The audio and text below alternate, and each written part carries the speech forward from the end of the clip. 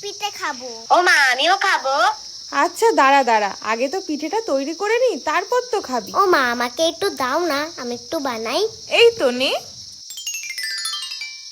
ও মা, দেখো না কি সুন্দর হয়েছে। ইয়া!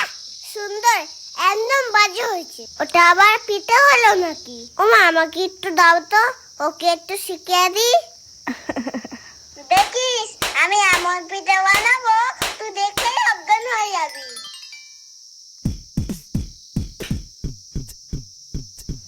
এই রে, বেশি ভাব দেখাতে গিয়ে তো ফেসে গেলাম। এ পিঠে হয় না, প্লিজ হয় না। এবার তো মার খেতে হবে, এবার কি হবে?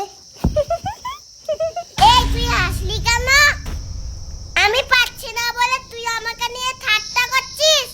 এই নে তোর পিঠে, এবার তুই বানা। ও মা দেখো। আচ্ছা বাবা, অনেক পিঠে বানিয়েছিস তোরা, এবার খা এটা দুজন মিলে।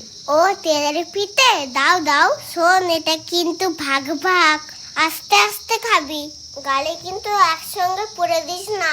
তুই খা না তাড়াতাড়ি।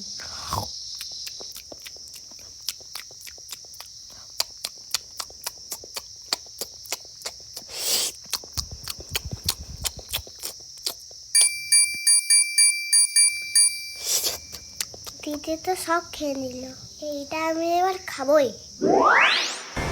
এই তুই এটা নিলে কেন? ওটা আমার ছিল। ওখানে কি তোর নাম লেখা ছিল? ও মা,